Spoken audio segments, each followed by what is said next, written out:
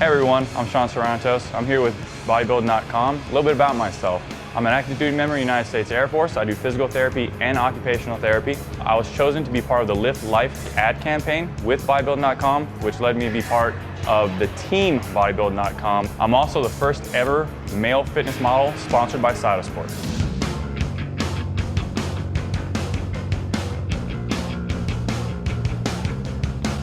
Today I'm going to be talking to you about some physical and mental roadblocks that I personally had to overcome, and hopefully that they can help you overcome anything that you're going through in your life.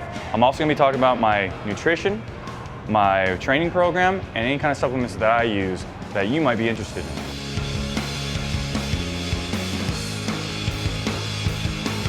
Well, anytime that you deal with an injury physically, you're going to have that mental state that goes back into the rehab, getting back to being functional the way that you used to be.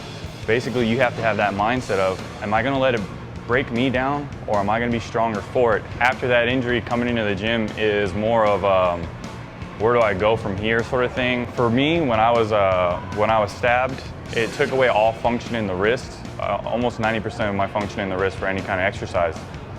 It took away any kind of functions in the chest for a good month and a half also. So for me coming in the gym, I can't do legs every single day as much as I would love to do that, and everyone else loves to do legs every single day. Now I have to test everything out, see if it hurts, see if it doesn't hurt. What can I go all out in? What do I have to go half into? I had to go at different angles on weights, and basically start from scratch is what I had to do.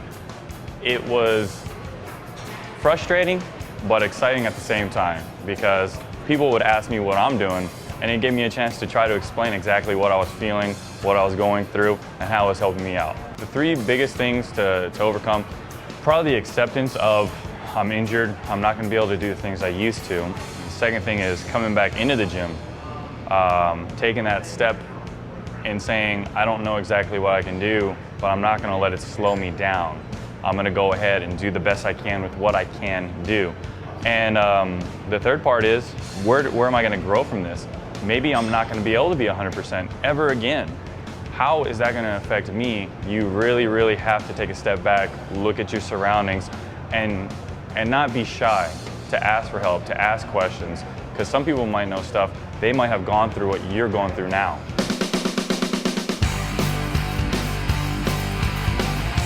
So now that you've learned how I dealt with overcoming certain roadblocks, mental and physically, let's go ahead and get into my training program and what helps me out. For me, I train at least 5 days, up to 7 days. I don't have a split anymore. I try to write it down and exercise on a certain day, but you know what? If I'm feeling squirrely and I want to do arms that day, then by God, I'm going to do arms. I have a set schedule of workouts. I know exactly what I'm gonna lift. I write it out. The day I do it on is never up to me. I just go ahead and go in there, and whatever my body says, I do. I will break it into 2 muscle groups a day. So say I do Monday is chest and arms, chest, biceps, chest or triceps, doesn't matter. Tuesday I'll go ahead and do back and the opposite one, so biceps or triceps. Leg day on Wednesday, and Thursday and Friday, right back to the Monday, Tuesday schedule. I think it works best for me to go ahead and get as much power and strength that I can get in the beginning of the week when I'm fresh. That's my big movements. That's what I try to do. And later in the week, I'll go ahead and do those isolation movements, try to get those cuts that people like to get, try to get that muscle endurance is what I try to work on. Plus it gives me whatever back burner energy that I have to go ahead and do the cardio and the high intensity training that I do. Cardio for me, I used to run marathons and do triathlons, but I would burn so many calories I couldn't make up for it in the food I was eating with the day and my busy schedule of working in the military. So now I've taken up CrossFit, and it works great. It burns exactly the amount of calories that I need to burn in a short amount of time. And I still get to lift weights. So it's like a win-win for me. I try to do the CrossFit cardio stuff at the most 3 times a week. If I can hit it one time, then I'm fine, but my workouts are usually so intense with such little rest in between that I'm winded during the rest. I don't know if that means I'm out of shape, but I'm hoping that I'm winded because I'm getting a damn good workout. My workout changes every week. I stick to the basics. I stick to squats for legs. You gotta have the squats. You gotta have the leg press.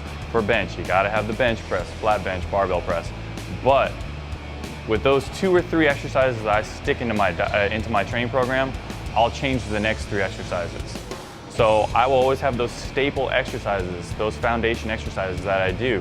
But the second half of that muscle group is totally changed. If I have to do plyometric stagger push-ups with a clap in between or whatever I have to do to mix it up and be crazy, then I'll do it. A typical rest day for me is it just means that I gave that muscle group that I worked out at least 48 to 72 hours of rest before I hit it again. To overcome a plateau, I have a rep in my head for a certain amount of weight, and I say I'm gonna get to that weight no matter what. And that's where having a training partner really comes in handy, because I can tell him that. I can say, look, don't rack that weight until I get to that certain rep. Having that person there to help you out, or even just writing it down and say, I'm gonna do it no matter what. Put yourself in that position where you don't have an out, so you have to do it now. That's one of the ways of breaking plateaus for lifting. That's breaking plateaus for your mental state of mind, knowing that you did push yourself to that limit and you can go ahead and do those things, so you're ready for the next challenge.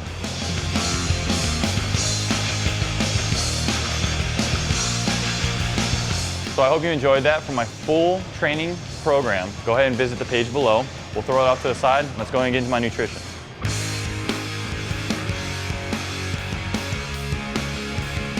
Eat smart, I'll eat clean, stay lean is my motto. I try to stay lean year round, and I try to stay at least 2 to 3 weeks from any kind of goal I want.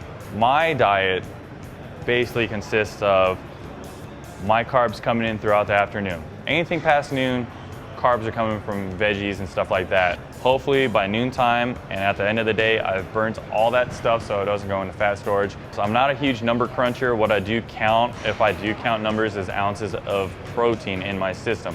My ounces of protein per meal, I don't go any less than 8 ounces for my meats.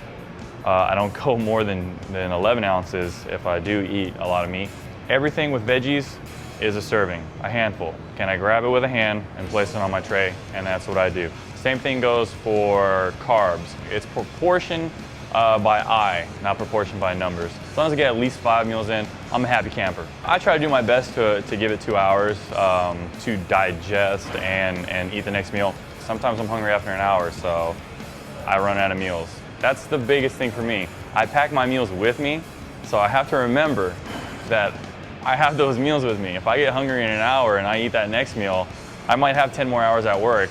I might not be eating for the next 5 hours if I ate every time I was hungry. If you want to see results, you have to be smart about your nutrition. Injury-wise, now you really have to be smart about nutrition. When I blew my knee out, I wasn't able to do cardio. You really have to focus down on nutrition if you want to stay lean.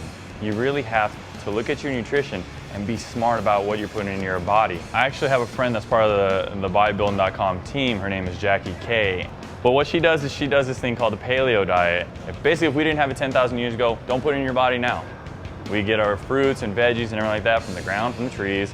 We get our meats and everything like that from the animals around. I followed it 100% for about 2 months, and I saw amazing results.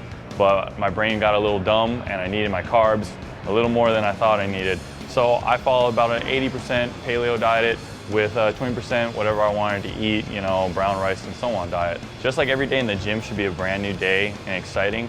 You go in the kitchen, it should be exciting too, because that's stuff you're putting in your body. That's your fuel for the day. Now, I'm not going to put crappy fuel that I don't enjoy in my body for the day. I can't run on crap. I highly believe in cheat meals. I love them to death. I don't believe in cheat months.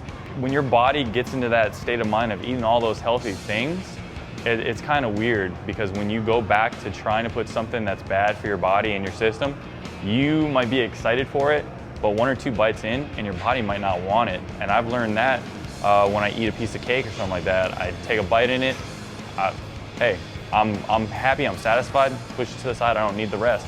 Restaurants, I look at their menu, I look at something that I might have cooked at home. Chicken, veggies, mashed potatoes, great thing to cook. Read what's on the menu. They should put it in detail what's on the menu.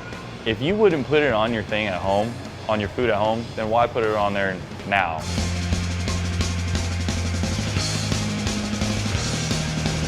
So I hope you enjoyed that. For my full nutrition program, go ahead and visit the page below. We'll go ahead and put it off to the side and get into my supplementation.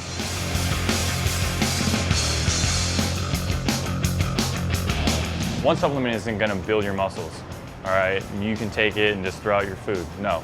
You have to get your foods in, you have to get your diets in. That's what's gonna build your body. A supplement is just that, a supplement. It's a helpful tool. Big ones, obviously you have to have your protein, whether it be an RTD or a big jug of big muscle mass protein, whatever works for you, works for you. When you talk about protein, you gotta remember that there's tons of protein out there. Protein is gonna be coming out new every single day. So you have ones for what your specific goal is. You're trying to gain weight, you want a mass builder. If you wanna go ahead and just maintain it, you got a high protein, minimal carb. And if you wanna lose it, you got your high protein, no carbs. You gotta remember that if you replace it with your meal, get the one that looks like your meal. Get the one that highly resembles the nutrient content in your meal. I also get my BCAAs, my glutamine, and my pre-workout is one of the new things I've been trying out. Pre-workouts are a godsend. I love them to death, but I don't use them all the time, only when I do need them. But they are like a secret weapon in the arsenal when it comes to the gym. But you gotta make sure that you cycle off any kind of pre-workout. Do the recommended dosage, finish the bottle, and then cycle off for the amount of weeks that they tell you to cycle off with. People just tend to go ahead and use them. Their body gets used to them, and it's unfortunate that they lose the effect. The only thing I'll change during my supplementation for a fitness goal is my protein. Other than that, every other supplement I do take, you should be getting it 365 days out of the year anyway. These are things to help your body grow, to help your metabolism stay fast. For me, supplements are just something to help you out with your healthy lifestyle, with your diet, with your workout plan. Nowhere do I see it as an item to take over.